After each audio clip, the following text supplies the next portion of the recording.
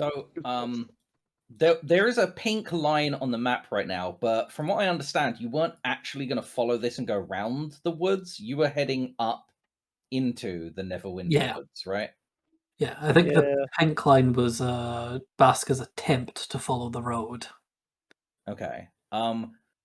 Would you guys like to remove that and draw a new line of where you would actually like to go from here? Yes, I'll draw. Don't worry about it. Could somebody who's using a color that doesn't look exactly like the trees do it? All right. Well, that's stealth, so they're not going to see it. There we go. I was going to say, whoever just used grey, again, that's very difficult to track. I was like, I don't know, what's a good color for the night? I don't know. I mean, Okay. hot pink, Look, that pink contrasts really well with the map. it does. Hmm? I would, I'll go fuck myself. to be honest, I would even say,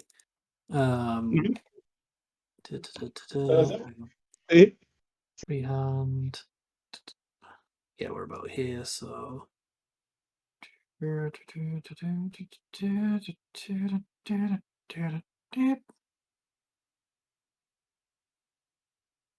Keep us under wood cover for as long as possible. Okay. That's a good shout. Because that's still like a solid 60 miles. That's what, 3 days of travel? Yeah. It's 3 days of travel that we're going to be undercover. Right, you'd rather be in the wood. Okay.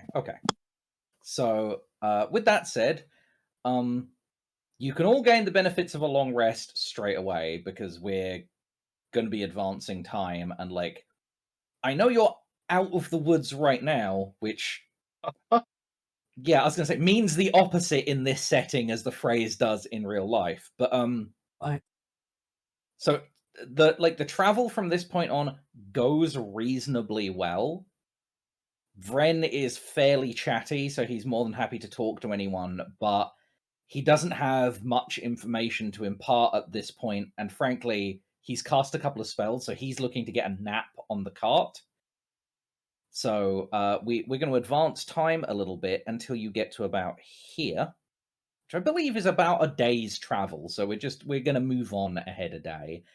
When you get to about that point, which is still a bit away from the woods, you're not in there yet, you can see the tree line fairly easily. Our first encounter is going to be... Well, actually, hold on. Do you guys want to do any of the identification stuff first? Absolutely. There's. I want to do the staff thing, investigate the other orb, investigate the sword.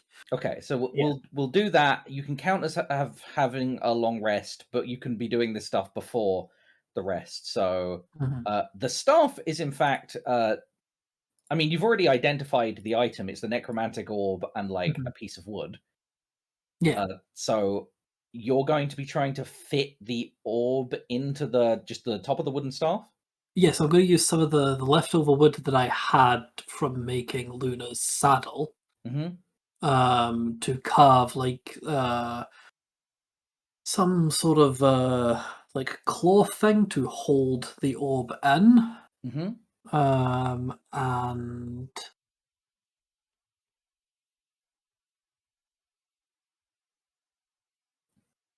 yeah, I'm just gonna, I guess, use whatever is in my wood carver's kit to auger a hole in the bottom of that so that the staff slots into it. And I will probably when I fit the orb on, I will cast Shillelagh on it. I will cast Shillelagh on the staff and have him slip the orb into place so that there's magic in the staff to stop it from just being immediately annihilated. Obliterated, right? Okay, so you're going to try and empower the staff.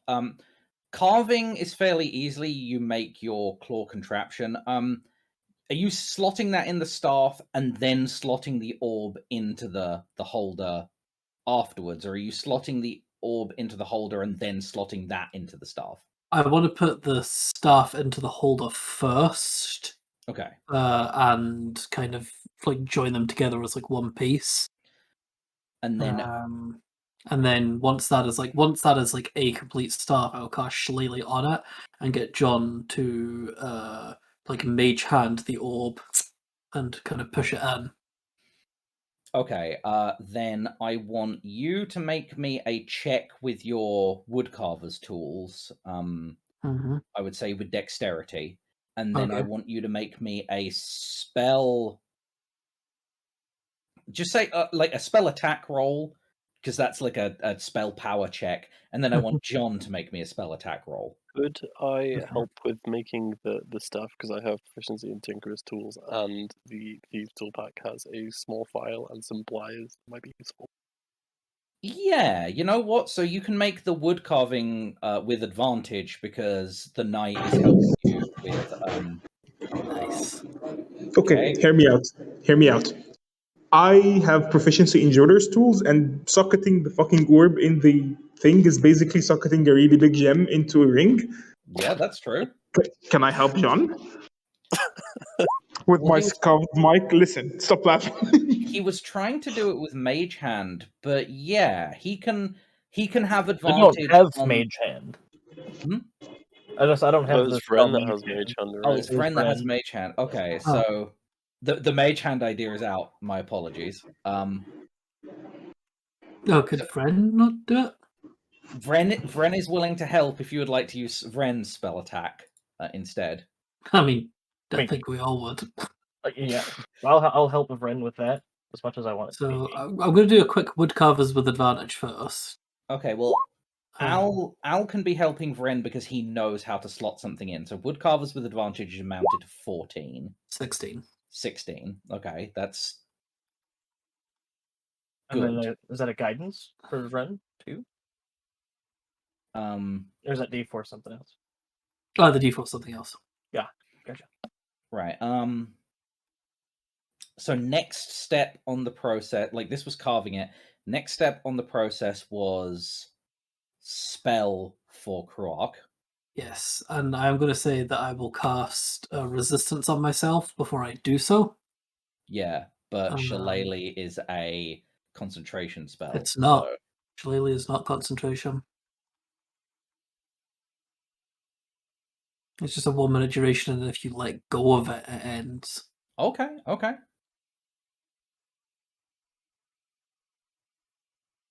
There are a lot of moving parts to this. I'm just trying to. I know. In my head. Yeah. So, okay, you've created the thing. You've slotted it in. That's a 16.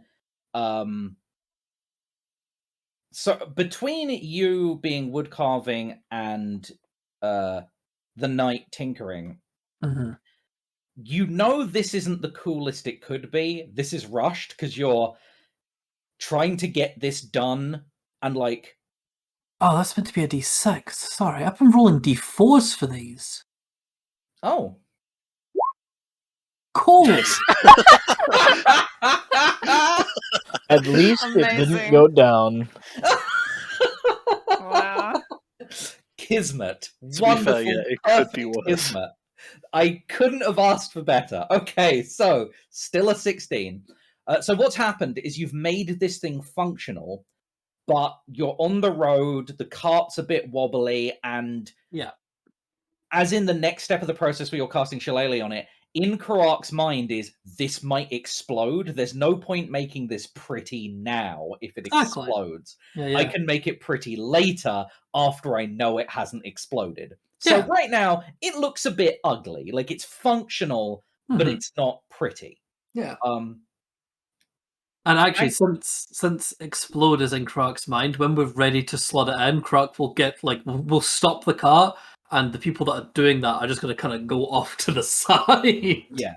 Well, and thanks to the knight, because the advantage did actually help you push it up by a couple of points. The knight's knowledge of tinkering helped you make this more like sturdy. And I'm imagining knight using like little metal like crimps or something and putting it on like the joins, like where it's coming round, like the knuckles of the thing where it's holding to give it a bit more strength. So that when the orb is pushed in, it doesn't just like snap the wood and then you know or rattle about loose inside. Yes, exactly. So there's been some help there, and now we're to the point where like now you would make the spell to power up the wood with All the right. shillelagh. Okay, so we'll stop the car because I think the shoving the orb in is going to happen at the same time. Yes, and now Yeah. hold on a second. Let's. I want to look at your character sheet for just a moment, and I'm Yeah, going go to for give you a bit more information. So I know what you're doing here is shillelagh, but I'm going to give you some other stuff. So you've got several spells. So if you use a first level spell, you'll get a +2 to this roll. If you use a second level spell, you get a +5. If you use one of those third level spells that you can't even hold but have because of the orb, you'll get a +5 and advantage. And it's up to you. You could just cast it as a cantrip, or you could use the spell level and. I'm definitely going to use a spell slot. Okay.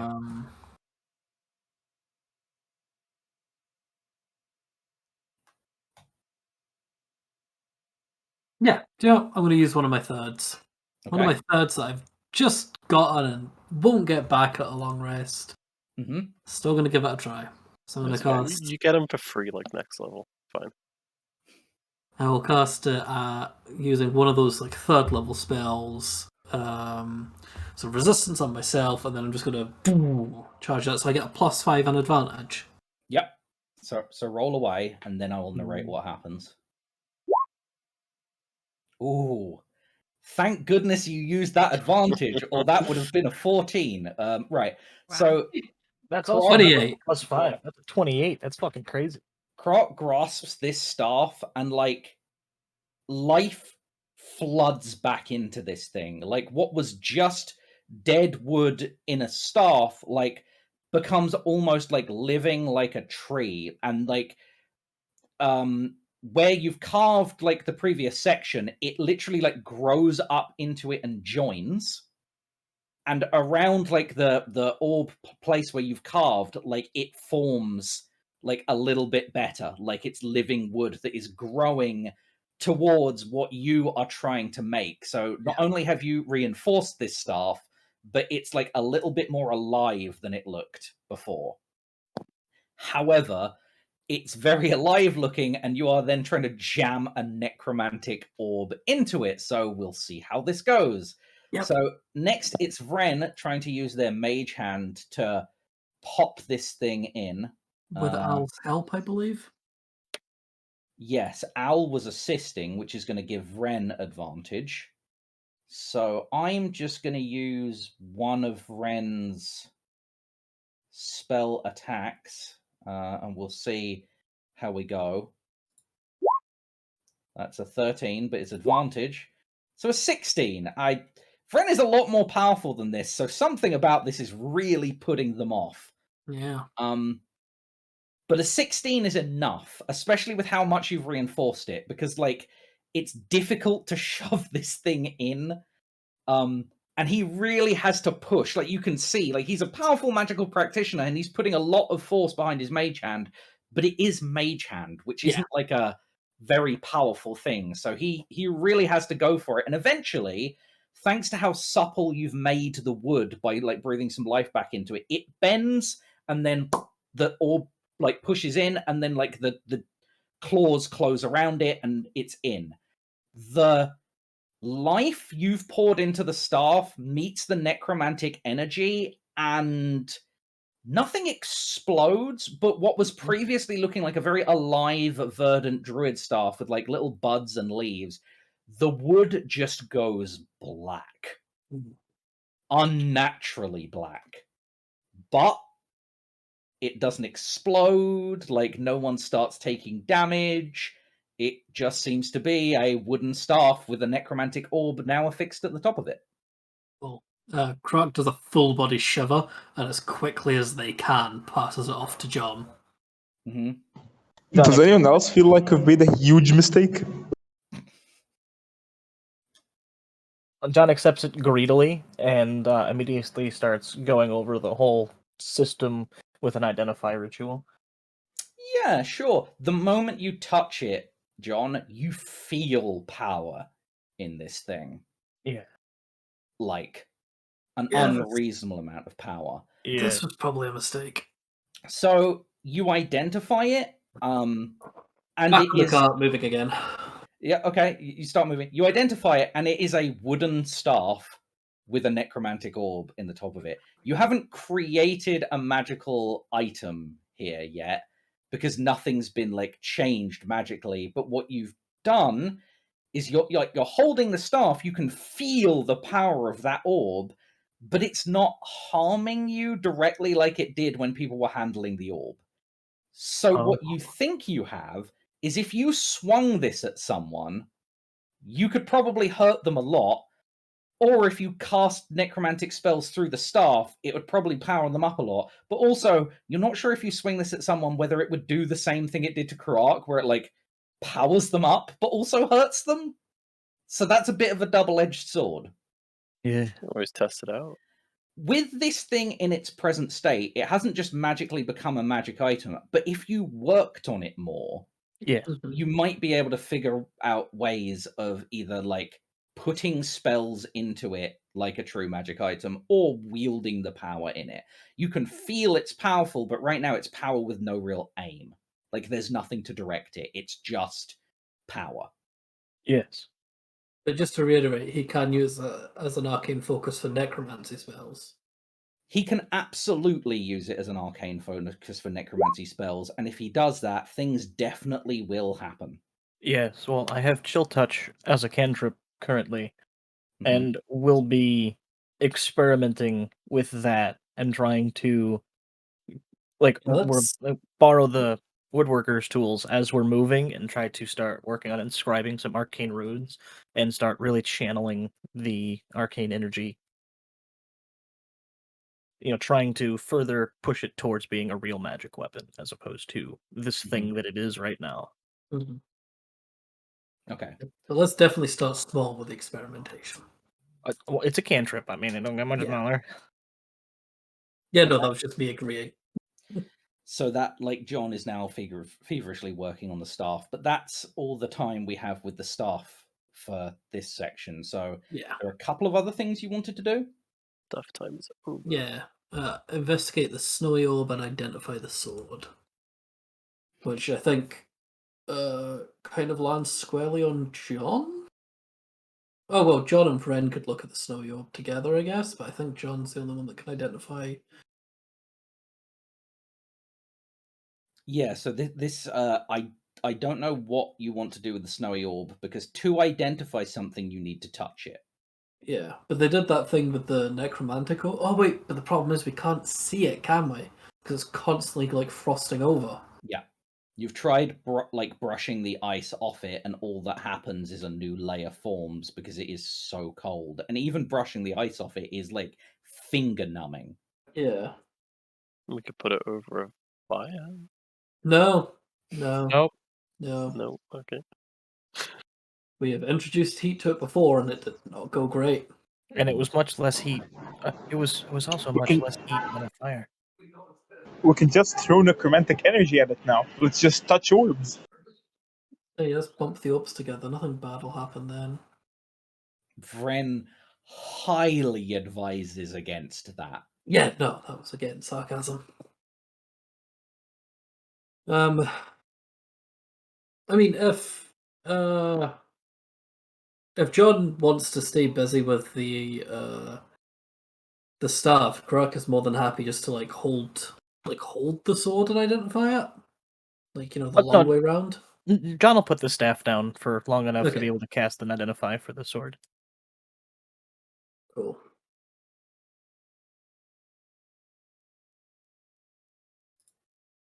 Okay. So are you going to cast that as a ritual or just use a spell slot? Ritual. Okay. Then John will have. Where are we?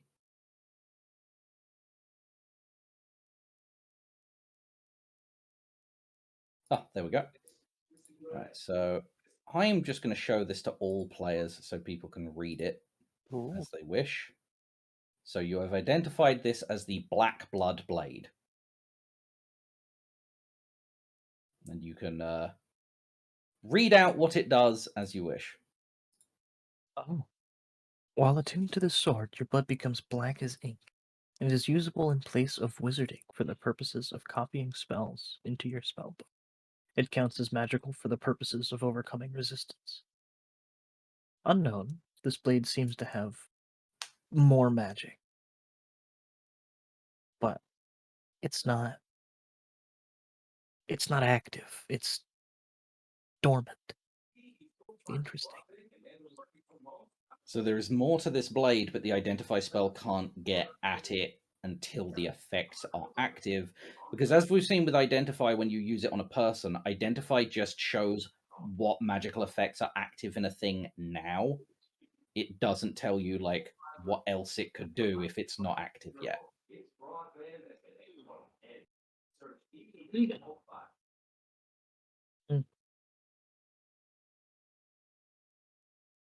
Well, I mean, that could be useful to you or the knight. I don't know if Luna uses swords. I know that Al and I don't. Not really. But oh, I mean, you and the knight can discuss it. I mean, maybe the knight will let you bleed that. I'm not going to get involved. Actually, you two can just discuss that one. Do you want it?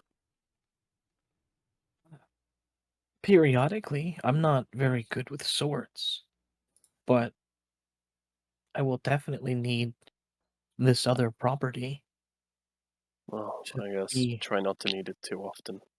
And I guess I'll take it then. So I might have missed it. How do we discover the unknown part of it? We don't know. Oh, okay. That hasn't been explained yet. Okay. You stab someone with it. Would I learn Right. once I've attuned to it, or... I know, it's like the same as identify, never mind. You might learn more if you attune to it. Ooh. Well, I would like to do that. Okay. It could also be cursed, and you could just die. Oh, No. well. That's a possibility. Are you attuning to the blade then? Yeah, Okay. It's definitely cursed. cool. So until you get a cleric to cast like a remove curse or something on you, you're not exactly sure the ins and outs of it, but your attachment to this blade is pretty vivid now. You know, like you're conscious of it being cursed, but you now have like just an overwhelming urge. You don't want to let this blade out of your possession. Like it's yours and you do not want to give it up. Great. We have a Schmeagle. Fine, I've got one curse sword. What's another? And you can feel the sword kind of whispering to you. Oh, can It's I not listen? saying anything in words, but it definitely is giving you feelings. And we'll elaborate more on that later. So anyway, Brilliant. that's the blade. You've attuned to it. Was there anything else you guys wanted to deal with? Did we give up on the idea of trying to attune or trying to identify the frost orb because of its properties? Run me back real quick. When we handled the frost orb the first time, it was just insanely cold, right? That Insanely cold. It didn't cause any harm. It numbed fingers and it knocked you all down when someone tried to cast prestidigitation on it to warm it. Okay. I will try to identify the orb while using like some gloves and some hides to protect my fingers from the colding agents. But if it starts to get too cold, John's like being prepared to abandon the spell and drop the orb. I was going to say, that's a great idea if you want to identify some hides, which you would be touching, because the spell requires you to be touching the object.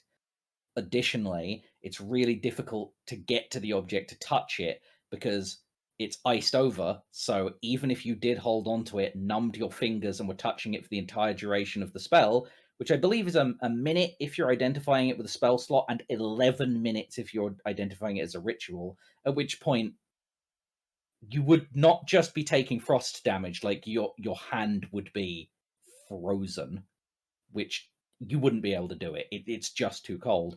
You would identify the outside layer of ice on it. You wouldn't actually be touching the artifact. So right now, this thing, unless you get like a better idea of like how to handle it, or perhaps like the cultists do, figure out some way of getting an inborn frost resistance. Right now, this thing seems untenable. Yeah, that's actually what I was just thinking about. The frost orb? The frost orb. I thought Vren had it. Well, yes, Vren does have it, but John was discussing perhaps trying to identify it to know more. Ah.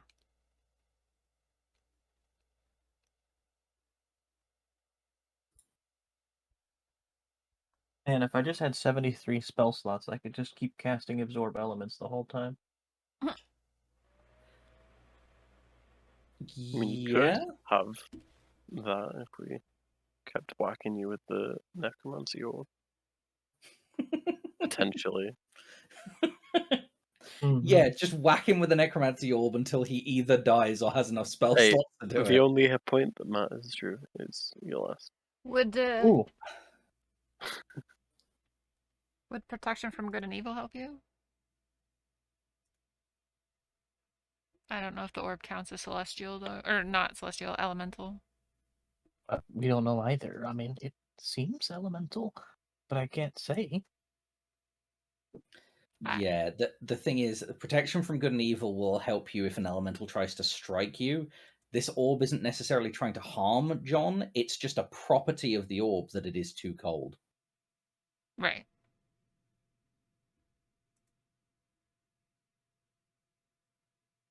I think the best thing to do is just leave it in the bag until we we work out a way to deal with it. Yeah, we'll keep trying to crack this egg as we go along. Yeah.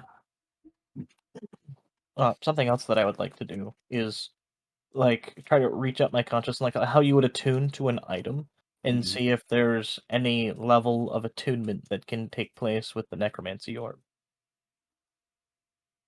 Um, And just try to, over the next day of travel, as we progress after we've done this little investigation, I want to focus on the orb and try to further make a breakthrough with what would be required to further work the staff and to begin to utilize the orb in a yeah, controlled manner. that would be kind of like Arcana for research. Yeah. Like you're not actually at the point where you'd be able to like start developing runes and stuff. Like you need to research how this thing could be used. And unfortunately, you don't have any like books to refer to. So you would have to hypothesize yourself and basically write your own code, write your own formula to figure this out. Like it would be a lot of math. You're gonna have to go full like professor. Like the kind of thing where if this was a TV show, we'd see the character scrawling on all of the walls. Yeah, we're doing a full Charlie Day from It's Always Sunny. Yeah, absolutely. Yeah, so more of like a long-term research thing than just if I concentrate for an hour, maybe I'll crack it. Mm-hmm. Yeah, but regardless, that's what John's going to be doing the entire cart ride. So if you think there's a check that needs to be made, or if it's just noted via time spent. Yep. Niles, the sword has finally managed to translate something to you through feeling, because it takes a while. It really wants you to kill a spellcaster. It doesn't necessarily care who or what or why. It just really, if you could just kill someone that casts magic, it would really like that. That's all. The Dodge to ones I put it like there. are the ones that do cast spells. And it's not a thing where it's compelling you to do this. Like, you're still you. It's not making you feel like you need to. The sword just really wants that, and it's telling you. I'll nod to no one in particular. Okay.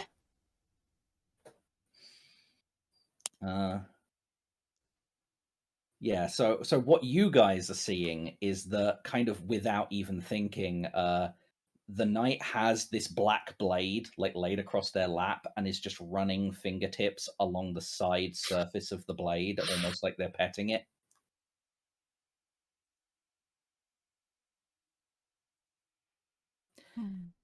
And with that, we will get to the point where so you guys have got close enough to the tree line that you can now see there are some lights in the forest. Like, you're not really sure what it is. You're traveling in that direction, but like they seem to be coming and going. You're not really sure what's going on, but there are like lights that will come on for a couple of seconds and then go off in the forest, kind of an orangey amber light. We haven't gotten a long RNG rest or amber light. anything, right? You have absolutely got a long rest. I don't know if you were Oh, okay. not here for me saying that, but at this point, yeah, it's been a day of travel, so absolutely you'd have had to take turns and got a long rest. Okay. I was going to ask, did we ration or did Grog snackers? That's up to Krog. I assume Krog would hand out berries as normal. Like in the morning? Mm-hmm. Yeah. Thank you, very tasty. Nom, nom, nom. Krog will, I'll mark off my first level spell slot. Krog will give everybody.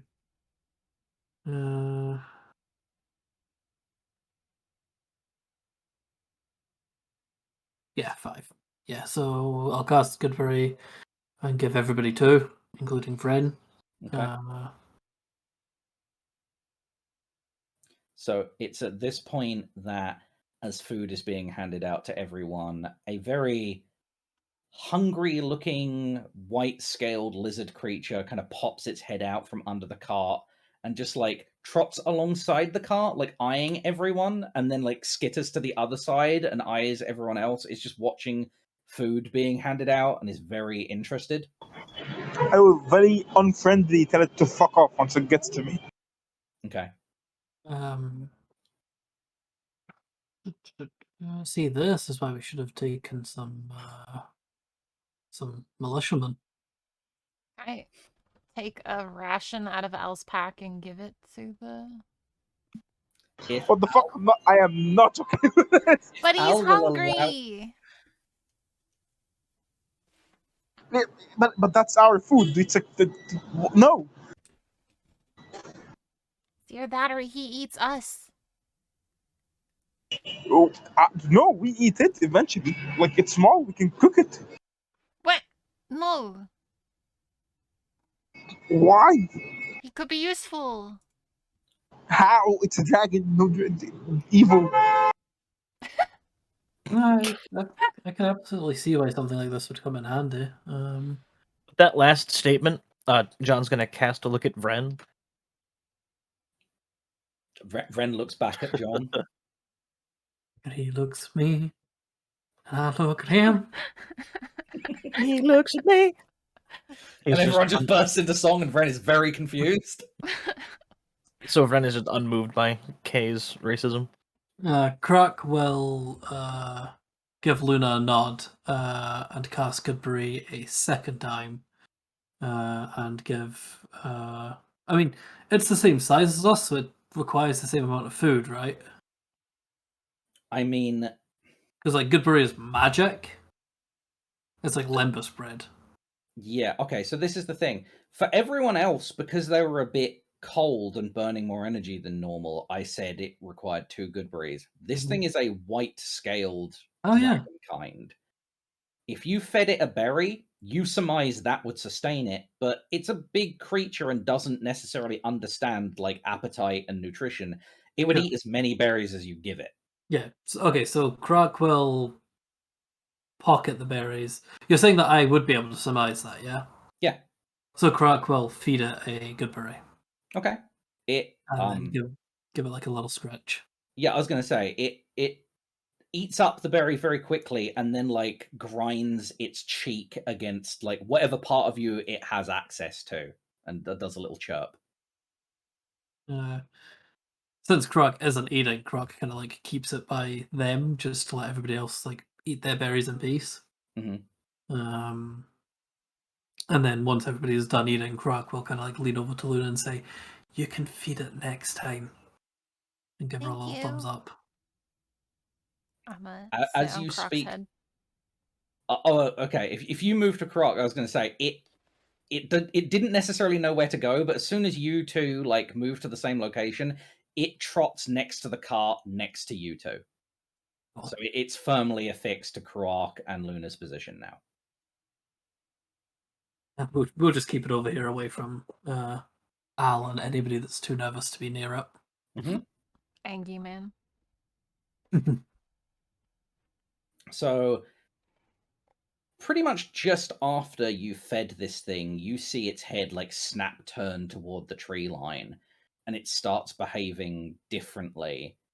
And you guys start like you've been hearing the like the clip clop of horse hooves for a while, but now you're hearing a more thunderous da-dum da-dum da-dum sound. Major armor on yourself there, John. That sounds like Yeah. a perception check to me. Yeah, you don't need to make a perception check.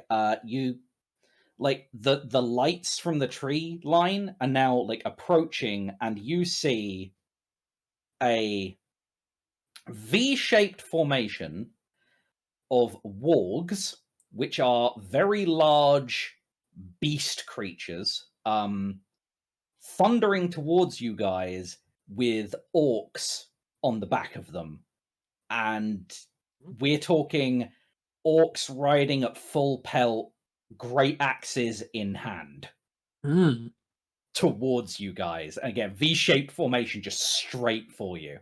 Shit. I would say 6 of them, with what looks like a leader or chieftain at the head of this wedge. Do they have the same insignia from the ones in the swamp? No, but you get very bad vibes the night you think you recognize these orcs. These are the ones you are running away from. These are the ones that put you in the position you're in now with your dead master. Okay. I will far train away? my crossbow on them best I can. I mean, difficult to judge distance, but approaching very rapidly. You give it a minute, they're going to be on you. Okay. Krog will be like Krog's gonna hop down from the cart and start like moving towards them and just say, like let's do this away from the cart so our horse doesn't get killed. Good point. And Good Vren's idea. like, okay, do you want me to come with you? Do you want me to stay with the horse? Do you want me to make the horse invisible? How? If you could like just keep an eye on the horse and just throw a firebolt at you know our way, Right. magic thing. Okay. If we move into dense forest, it'll make it harder for the mounts to catch us. I think they're coming from the tree line though. Oh, okay. Never mind. Like I think they're kind of between us and the trees. So. Okay, yeah. Yeah, we're super tactically disadvantaged right now, and they're Yeah. heavy cavalry that is bearing down on us. Yeah, we're being ambushed for once, so. And as soon as they're within 120 feet, John is going to start unleashing spells. All right, so let's move to a. I think we're still on the roadside technically here, so let's move you guys back to the road. Here we reliable. go again on the road. So the plan was we're getting off of the cart, yeah? Yeah, we don't want these things to kill our fucking horse that we just got. We could turn if they're coming from dead ahead, we could turn the cart around so the horse is behind cart cover. Yes. Wait, are they coming towards us or from behind us? Towards from the woods that you guys were heading towards. Cool. Wait, these guys are dumb as fuck. They could have just waited for us to get there. Yeah.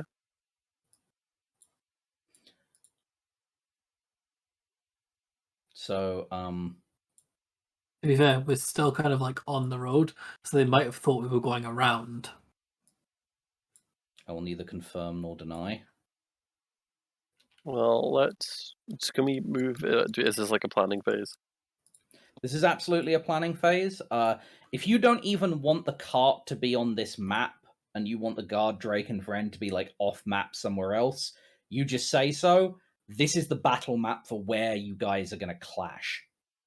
Okay, and are they Me and coming from this Croc, side over here? They're coming from the north. Okay, cool. Well, I'm gonna Fantastic. zoop over here. And Or can is I hide that behind hard? this cool rock? Sorry, Kay, I didn't catch any of that. You can indeed hide behind that rock. Cool. Go very fast, or is that not an option? Run away, did you say? No. Can Vren make us go fast? Vren could haste the horse, but so far the horse, like with the massive amount of weight on the cart, hasn't even been galloping. It's been kind of just walking. I didn't mean the horse. I meant me and Croc. Oh, you guys want a haste from Vren before you and him part ways. That would be ideal. Okay. Yep, Vren is more than willing to do that. He will cast it like last time we waited until we got into combat. He'll have to cast it before he parts ways with you, but that might mean you only have like a few rounds of haste when you meet these guys. Yeah, see, I was worried about that. I really don't want, because I have a plan that might slow them down a bit. Yeah, so that would be difficult. Yeah. And haste does have a downside when it wears off, which is why certainly Vren does. just didn't immediately cast it. So, Fair. Let's ignore that then. Caltrop's there, Drew, by the way. If that's excellent. okay. Well, and Vren's like, okay, I've got other abilities. Do you want one of you to be greater invisible? It means you stay invisible even if you attack. I think that, yeah, I think that would really work for the knight, or for Luna actually. What? Luna, do you want to be invisible?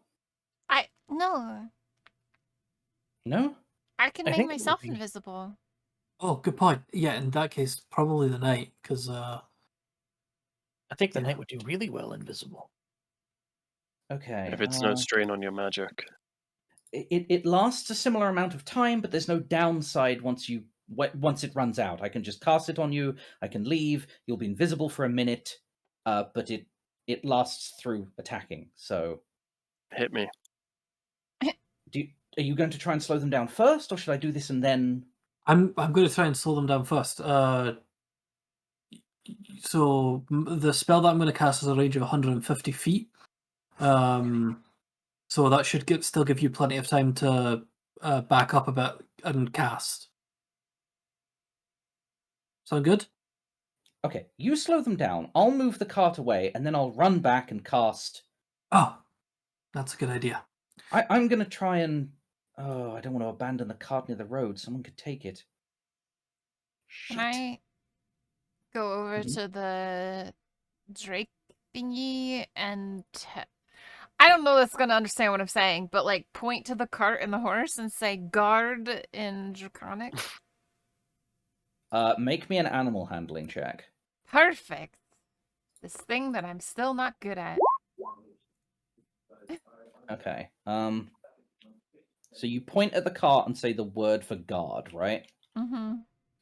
It goes kind of like alert, stiffens back, and judging by like previous rolls and previous interactions with this thing, you're rolling with advantage. So it like looks at you, looks at the cart, looks at you, looks at the cart, and then just like starts circling the cart. Like it starts trotting around it in a circle. He was literally bred for this. Yeah. It was. The name of the species is a guard drake. You just told it to guard. Like, I would be an idiot DM if I allowed that to fuck up. Okay, so the guard drake is now circling the cart like an excited dog. A guard drake is guarding. Mm-hmm. When the riding orc warg riders get within 150 feet of me, I'm casting spike growth right in front of them. Okay, perfect. Like that happens kind of now because they are approaching very fast. Yeah. So you cast spike growth. They all try and skid to a stop, but they were going full pelt towards you guys. So I believe spike growth works in a way where like you move through it a certain amount and you take a certain amount of damage. So how wide is it and how much damage do you take per movement? So it is a 20-foot radius. Okay. So 40 feet across. Can you draw that on the map for me, like furthest to the north? Yeah. So The moment they start doing that, I'll just jump off the cart and go towards the riders coming towards us. I believe you're all doing that anyway, because the cart is being taken by Vren off in a different direction to be away from this conflict. Cool. And we're going to that's what you see approaching. I said a V formation, so we're going to move this guy forward, and then we've got... So this is our formation. I think this is... No, this is not distance because they are 150 feet away. So Yeah, okay. most of them are in that. Okay. I'm just going to make sure that that's... Oh no, that's bigger than it should be. Vren and God Drake, is that perfect? All right, so we're going to deposit these off to the side, but on the map, so you know that they are vaguely nearby. That's not where they actually are; they're just in scene there. Thank you, John. I just realized I can't resize my things, so yep, can we reset? Come on. I find it annoying that Roll20 doesn't allow you to just say, I need a circle of this radius, boom, and it gives you a 20-foot radius. Again, a tool that would be so useful if Roll20 provided it, but they do not. Absolute Roll20 moment. Cool. And it's counterintuitive how the actual circles show up. Mm-hmm. Well, let me get rid of them. You can press shift and it'll lock it to a corner. Yeah, so you can make like perfectly round ones. Well, that's still too big. How big is it supposed to be? It's meant to be 40 feet across. Can you're a DM, can you like resize that a little bit? Just like bring it down one square? I believe I just did. Yep. Yeah, there we go. Okay, so yeah, I'm just gonna aim for those 4. Yeah, you can get the first 4, but the guys to the side Just easily able to just skirt around it once they see it crop up. These guys are going clean through it, so it is how much damage per what distance? Every 2d4 for every 5 feet. Okay. So if I kind of drop it right in front of those 4. Yeah, so if we move... Is this actually the full radius of it lengthwise as well? That is 40 feet by 40 feet. Yeah. Okay, so it is... we're going to say the top and bottom end add up to being 5 feet. So that is 1, 2, 3, 4, 5, 6, 7, 8 2d4s. So 16d4. Let's go. Right. There's some fucking value. So would you roll me 16d4? I'd be happy to. Who the fuck is this? I have no idea. I think they might have been under the cart. Yeah, I think he's a left alternate personality. Stowaway, we kill him. He just rolls out from under the cart and runs the other way. He's been clinging to the bottom of the cart the entire time. He heard you kill all of his friends. As soon as the orcs show up, he realizes his mistake. He seizes the moment and he just runs in the opposite direction. And then the guard takes him. So Blaze, just for your knowledge, the transformation of the ground is camouflaged to look natural. Any creature that can't see the area at the time the spell is cast must make a wisdom perception check against your spell save DC to recognize the terrain as hazardous before entering it. So, they can see the area. Well, yeah, but it lasts up to 10 minutes. So I thought it was an instantaneous spell. I didn't realize it was I thought it was like you cast it and it happens. Like, it just spikes up and then goes down. I didn't realize it was something that you could like lay in wait as a trap. So what I probably would have done is I would have just cast it like in front of them. Right. So that by the time they got to it, they just ran over it without realizing. I mean, regardless at the pace they're going, they're enough. taking the full amount. I told you to roll 16 d4, so right, you're doing 37 damage. So right. So what you see happen is this warg just wipes out about halfway through. Like their legs are torn to shreds as they're running through, which tosses the rider clean off, and they ragdoll through the rest of the spike growth. It is the most grotesque, for the rest of the party, these are the most grotesque deaths you've ever seen in the campaign thus far. This is the ground turning into just a gnashing amount of teeth and barbs that these guys hit at full riding speed and are spun through and just shredded as they go through. They land in the positions they are marked on the map, fully dead, but impaled in like 18 different ways by barbs and spikes. Just get ragdolled into You are terrified to see that the Orc Chieftain and its much larger Alpha Warg make it through without immediately dying. It's torn to bits, but in a almost crazed battle fervor, makes it through. Its legs are red with blood. You can see bits of its fur are torn off, but it's made it through, like huffing, panting, and still running at full pelt. This guy, he takes some damage, but I'm going to say only half. So his warg is very badly damaged, but makes it through, and the rider is not tossed off. So he, I could have worded that better. And these riders make it around the side. I'll be back in just a very, very quick second. Sorry. Okay. So, Knight, you were taking a disadvantaged crossbow shot at them, right? I didn't say that, but I happily would. Right. Well, I was going to say, with that roll, you've got advantage because you're invisible. You've got disadvantage because of the range. You take the shot, you miss with a nat 1. So you just. That was to shoot the imaginary man that rolled off into the car. But... Okay. Well, you can re-roll if you would like. No, that's fine. Okay.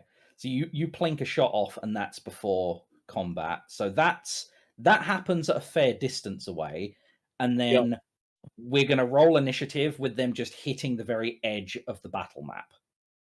Okay, so would they have gotten into the 120-foot range at any of that point? Probably. Hold on, let's see how much range do we have? Yeah. So just before you can make one attack before we get into initiative. Okay. We're going at the Warg Alpha for a natural 1, unless the staff does anything, because I'm going to try to cast it through the staff. Oh, yeah, absolutely. On a natural 1 using the staff, you can receive that 1 necrotic damage. Okay. So you try and use the staff. There's a lot of power there. It immediately backfires, and your hand has black veins running through it. Was there bonus damage? I'd only rolled 1d8, so if there are modifiers to the damage through the staff, I'd be taking that too. Unless it's worded different. Nothing is giving additional damage when it backfires right now. Copy. Okay, so I'm gonna wait a hot second until Karak's player has returned, and then I have returned. Good timing. Perfect. All right, so those are dead. This is the position that they ride through, and I'm now going to erase this from the battle map, including a little circle, because we are placing these guys as they are coming onto the battle map. So we're going to put them here. And they should still be in their V formation, so I'm going to place these, mentally place these guys a little bit back, so they're going to be coming onto the battle map. Yeah. Also, Croc MVP with the fucking IRL-sized garbage disposal in the middle of the battle map. Okay, so Everyone may begin rolling initiative. Come on. That makes sense, though. John just got backfired on with his own staff that he just made. Is like, his fingers are starting to turn gray and crisp from the necrotic energy. Mm-hmm. I would like to argue that before initiative starts, I'd be either right next to or right in front of Croc. You can be right next to or right in front of Croc, depending on where Croc would like to position themselves in relation to you. To be honest, I was thinking Croc and John would be like not like immediately side by side, but like maybe like 5 feet between us. Can do. John would like to stand next to this rock. If we're theoretically here on the wagon, he would have come up at this point. Okay. So, Croc, position yourself in relation to John, and I'll position Al next to you. I think like here. Okay, so fairly a ways in front of John. Yeah. Al is side by side with you. I'm going to put a little bit of distance just between the two of us, because Croc would have said to John to make one of us bigger. Doesn't matter who, just one of us. I'm doing dagger, by the way, so they're out right now. Okay. Luna, are you happy with your positioning? Yeah, I was sitting on Croc's head, but I'm assuming when all this started, I moved off of it because I talked to the Drake, so I'm probably... like here-ish. Yep, that's fair. That's about it. Okay. And that is where we'll start initiative. So these guys really should hit the battle map at the same time. So initiative really makes this weird because like the alpha should be moving first, but it's not. So this guy, he is coming in from, I'm going to say 40 feet off the battle map. Let's see if we can count for, yeah, wargs have a speed of 50. So he moves 10 and then dashes to here. The orc is coming up and at that range is hucking a javelin at Croak immediately. He's got a javelin in one hand and a two-handed great axe in the other. These guys are built. That is an 8 to hit Croak, which I'm pretty sure that wouldn't hit the broadside of a barn. Yeah, they would fail to hit John. Even without mage armor. True. Okay. One moment as I sort this out. So onto our next warg, which is again like flanking dude. So he can get on 10 feet onto the battle map and then an additional 50, which just places him just in front of the caltrops, where he Bastard. is going to take a javelin throw at Al. You can tell these guys are organized. Pretty organized. Get out on my server. That is a 17 to hit Al. I believe that hits for 8 piercing. So I'm going to have to be handling Al because I don't think Kay can actually interact with Roll20. So do you want me to do it? No. I've got it handled. Al takes a javelin to the shoulder and it just thunk in for 8 solid damage. Are there any abilities that you have, Kay, to like resist damage at this point, or do they kick in later? Hello? I didn't hear a I don't word. know if you can hear me. I'm taking full damage right now. Okay, you're taking full damage right now. Got it. Full damage moment. That brings us on to Luna. So, Luna, you just watched Al take a javelin to the shoulder. Yeah, that's pretty standard. I'm gonna go to here and I don't know. Into the mind of this orc, I guess. Mm-hmm. There will be some giggling. Okay, so he needs to make an intelligence save, which orcs are renowned for. So let's see. Yeah, he's going to be great at this. He rolls a big fat 7. So that is 4 damage to him, and then the next saving throw he does, you retract a 1d4 from. Yeah. So, oh, by the way, does everyone see the health bars of all the enemies? Yes. Yeah, Okay, perfect. Oh, except these two because they're off the map. I can see the orc's health bar. I can't see the orc chieftain's health bar. Yeah, it's off the map. well, I think that's because he's off the map. Can you see it now? Yeah, no, Yeah. yeah, that's exactly what it was. I was... Okay, perfect. All right, so bonus actions, Luna? Not yet. Okay, and I need to mark this guy because he is debuffed, so there we go. Actually, no, I will bonus action Shield of Faith onto our boy. Which boy is that?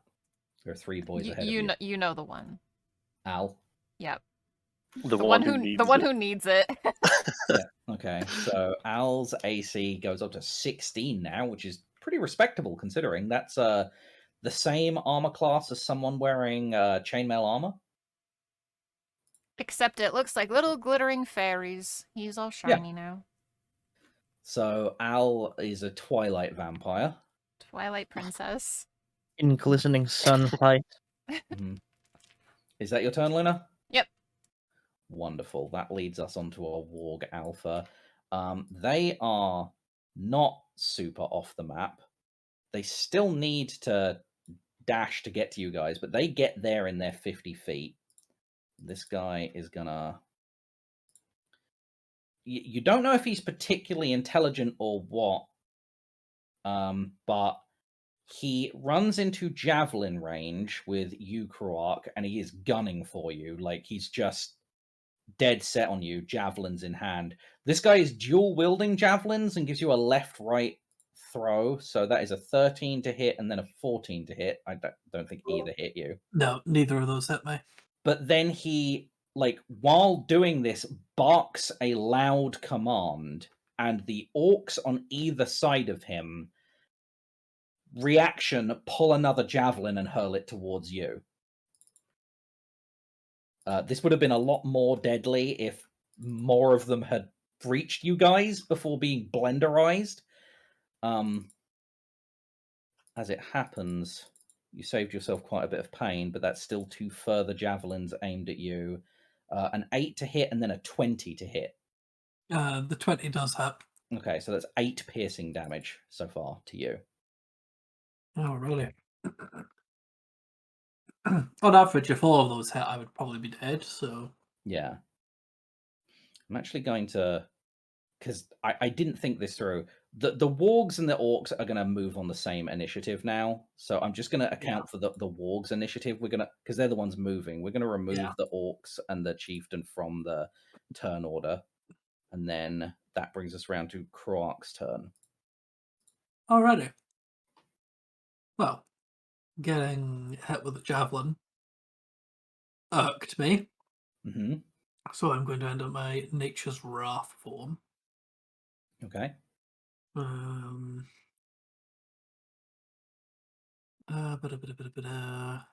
So... As you do this, this is the particular moment that I will say to you. As you take on your Nature's Wrath form, you remember those words that were spoken to you the very first time you woke up about these creatures ahead of you. You get a feeling that they are included in that one directive that you were given. Could you quickly DM me what that directive was, just so I remember it's the right one? Oh yeah, it's a super simple one. Hold on. I thought it was. Yeah, if it is the one I'm thinking of, then yeah. There you go. Yeah, that one. Yeah, that's my favorite one. Yeah, I thought it would be. So I'm gonna go.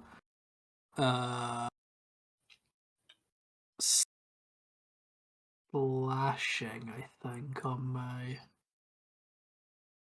unarmed strikes. Okay. So up until now, when Croc has been attacking most things, it's been when they've gone like into their nature's wrath form, their arms have kind of like swollen until they basically just look like big like tree trunks. Mm-hmm. But this time instead they go like the Croc's fingers seem to like meld together, and kind of like come out to like kind of like vine-like points, and like thorns just start sprouting from their arms. Well, that's And a horrific image, especially since we saw what you did with the what's that spell called that you used to blenderize my orcs previously? spike growth. Spike growth, perfect. And Croc is going to run at the Warg Alpha. Mm-hmm. By the way, John, did you actually cast Enlarge Reduce? I saw you linked it earlier. I might have. So I don't know that I had an opportunity to do so. So as I was saying, I was going to be holding the Chill Touch to cast. Yeah, took the recoil damage, and then we ran into initiative. Right. So, okay. So if that, I could that have gotten it off, I would have. No, and I could not. That would definitely be a your turn thing then. So Yeah. Croc, you're currently regular sized. You might get bigger.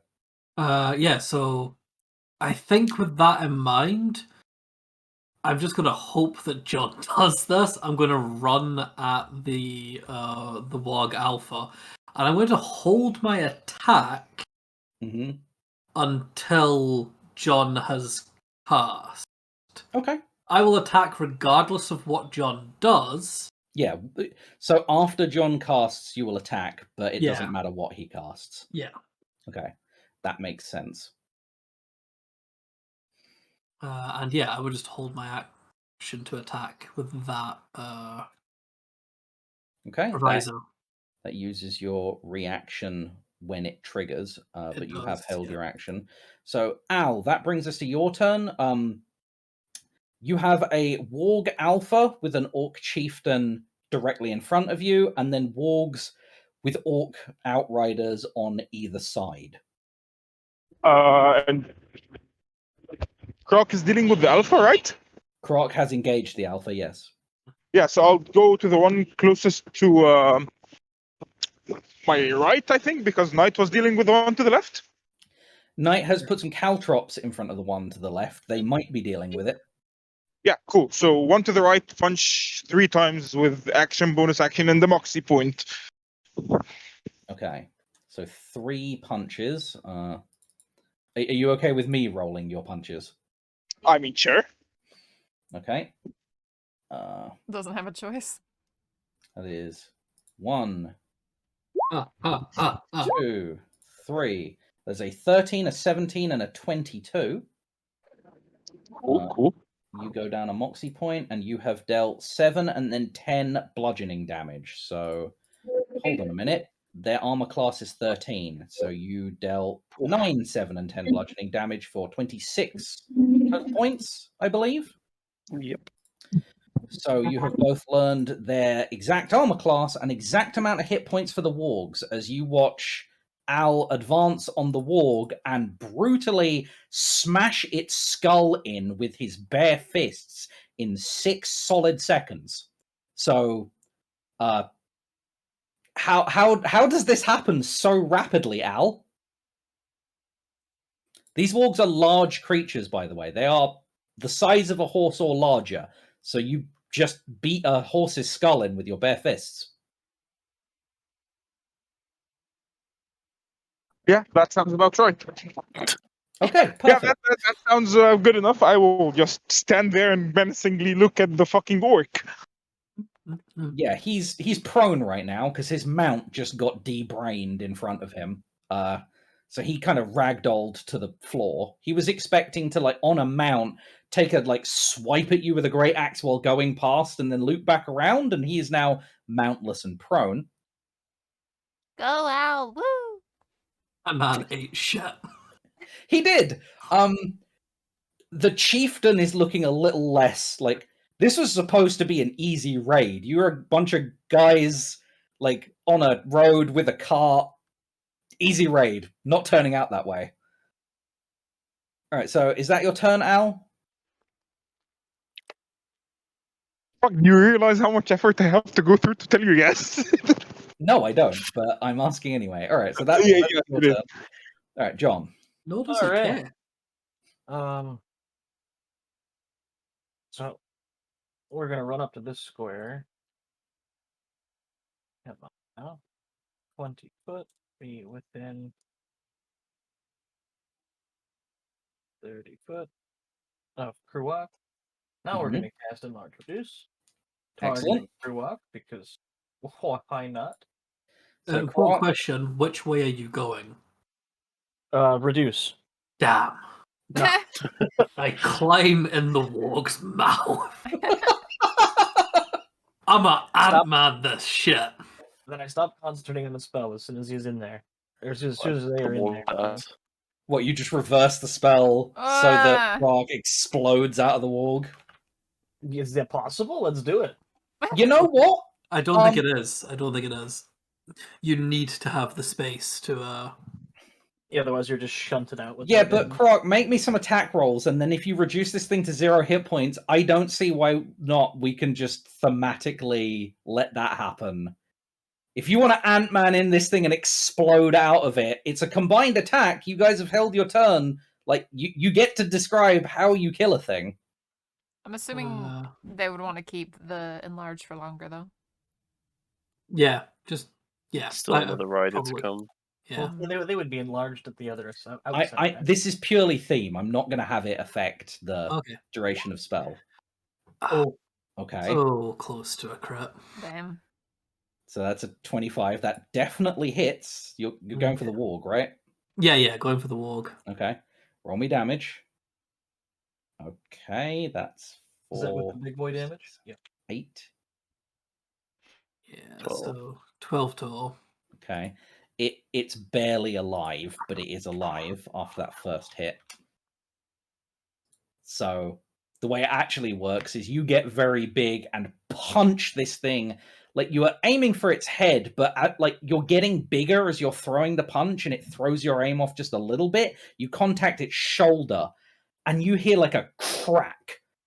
Like, this thing, it's now running on 3 legs. Like, that shoulder is fucked.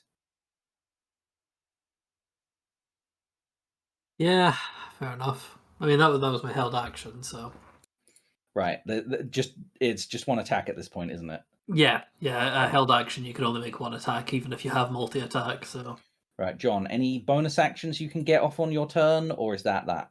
Unless there's a bonus action that comes through the orb. No, I don't have a bonus action that I'm going to do. No, nothing comes through the orb until you've actually turned it into a proper magical item. Just fair. I'm just, because we're in this mystique. Mm-hmm. You really want that orb to be something special now, don't you? Well, and if it doesn't, it isn't. I'm just like, if this is crazy and it's going to blow up in my hand because I didn't use it, you know? Mm-hmm. You do feel it's still thrumming with energy, but that's all. So, is that your turn? That is absolutely my turn. I'm just going to move back towards the rock. Okay, so... Do you want me to quickly teach one of these wargs how to cast Druidcraft? So that you can kill a spellcaster? That'd be cool. Alright, so the first orc ate shit. There's actually another still living warg outrider at the back who has to fully dash to get here.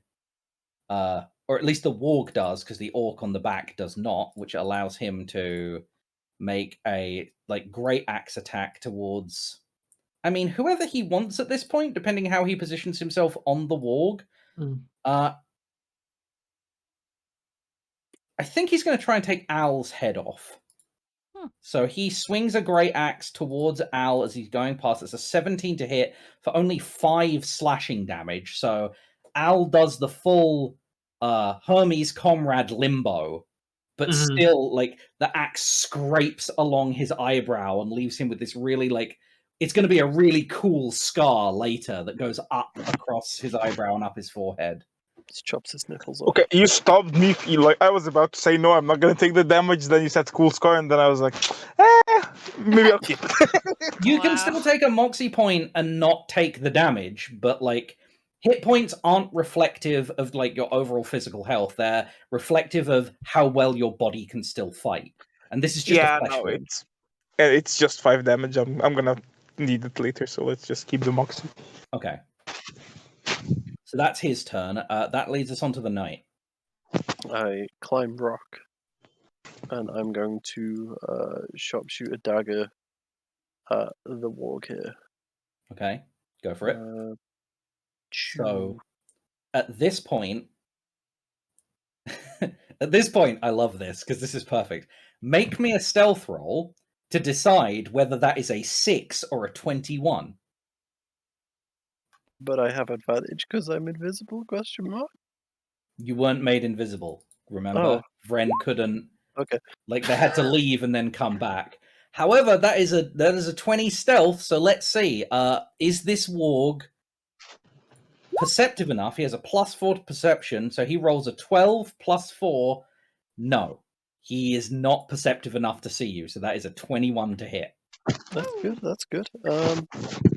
Which means it's a crit. So. Yeah. Which means it's a crit. So are you aiming at the warg or the orc outrider? The warg. The warg. So the warg takes a knife straight to the brain, like dead center, just blah. And again, this orc eats shit straight into some caltrops. What is that? Just 16 boom. plus 16, 31, 33 damage? Yeah, okay. Yeah, he's very dead. These guys are not having a great day.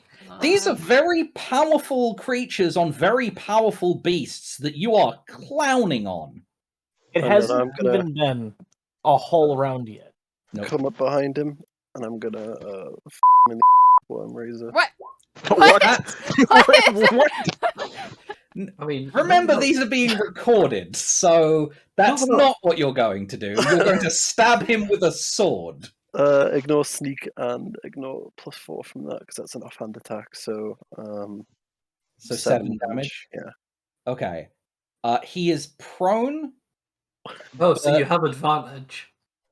Yeah, but you've already used your sneak attack this Yeah, round, haven't you? Okay. Yeah. So just the 7. Just the 7. Okay. Are you sure you want to use Worm Razor? I'll roll a d6 and use the other sword. There you go. Alright. 5 with fucking black blood sword, whatever it was called. Okay, cool. Black blood blade. As you stab into this orc, and you bury this black sword into it, the orc's eyes go black, and all of the previous wounds that you've inflicted on him start oozing black. Ooh. You would believe that you could harvest this orc for inky blood after this combat if you so wished. That's cool. Why the fuck I'm does gonna- all the cool shit happen while I'm distracted fighting something else? I'm gonna take a step back and risk the A up as well. Yeah, let's put. There we go. Yeah. That's better. But he's stealthy. So yeah, he'll take an AOP against you from the floor with black ink in his eyes. Like it would be disadvantage even if he wasn't prone. There's no double disadvantage in 5th edition, so it would have been a 21, but it's actually an 8 to hit. Very good. So That's my turn. He does like flail out with his axe and sends a few caltrops scattering to the wind. Vren runs 60 feet back towards you guys, burns a misty step to teleport a further 30 feet back towards you guys, and is still off the map. This orc is still on the back of a warg. I believe he swung at Al once. I thought the orcs were being taken off the turn order in place of the wargs because he's already. They are indeed. So it's not his turn. It is the warg's turn that is the dead warg, but technically this orc's turn. So he is going to move. Oh, you know what? He's going to do the smart thing. He's going to move behind Al. He's got just enough movement speed to get up, get behind Al so it's in flanking and attack him. He's got no warg to attack with, but he is going to swing himself. So... Oh man, when you said he was going to swing himself, imagine he grabbed himself. Yeah. What the fuck? Grabbed himself by the ankle and Same. swinging himself through the air. That's not weird at all. Okay, so he gets behind Al and just buries a great axe between Al's shoulder blades. That is a nat 20 for 21 slashing damage. Okay, let's reduce that because I think I'm on less than 10 hit points. So it's You're at 34 hit points before the hit connects. Yeah, sure. So I'll try and reduce it with however much I can. It's a D10 plus 8. Okay, so I will roll you 1d10 plus 8. And that uses both of my remaining Noxie points and my reaction.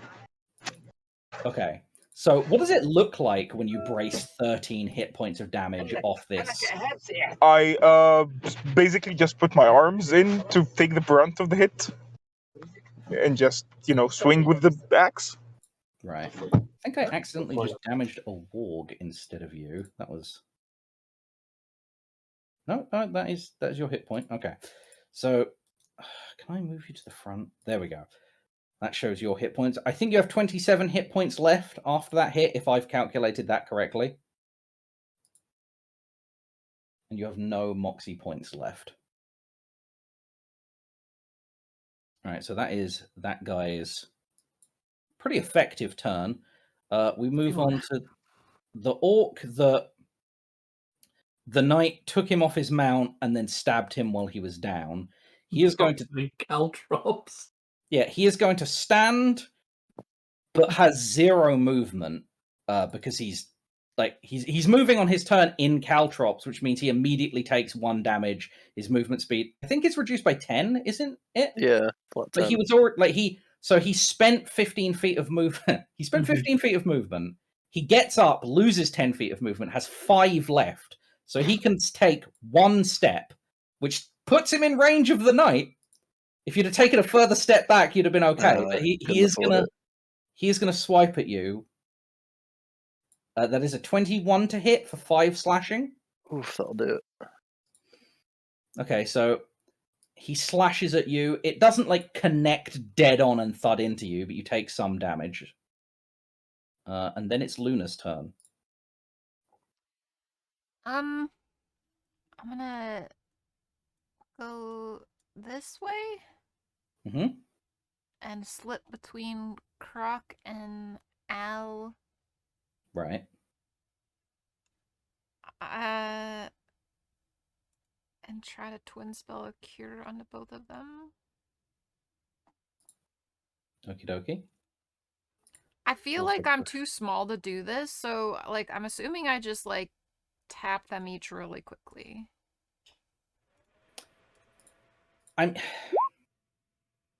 You're not too small to do this. You're technically allowed by the rules. Magic, innit? Yeah, it's magic. You're close enough that you can heal them both for 5. Yeah. Thank you. And if not, your allies are allowed to react to your presence. So if you're trying to position yourself between them, it's more than reasonable for Croc and Al to step towards you, in the middle of the fight. Croc and Al just both reach out a hand as if they're trying to do the Michelangelo and God. Yeah, except Croc doesn't have a hand to reach out. It is in fact a spike with spikes on it. It is, yeah. Beautiful. I don't remember that episode of Teenage Mutant Ninja Turtle.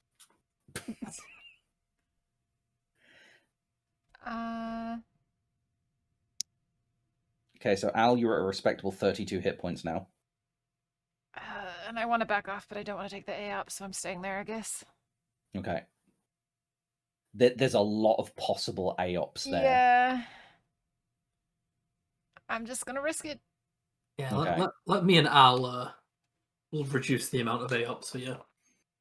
Okay. Well. So it's the Alpha's turn. Let's see.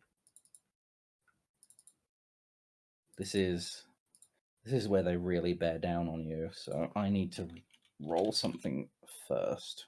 I think this is where they walk down on us, to be honest. Haha. Okay, so their Chow down. command ability does not recharge. But he is going to just he had a great axe that he was wielding in one hand, which is a feat of strength usually reserved for like much larger creatures. He just throws down his shield, like it just thunks to the ground. He's just like, all right, fuck this thing. Dropping his AC by 2, takes up his great axe in 2 hands, and he's going to swing at you, Croak. Mm-hmm.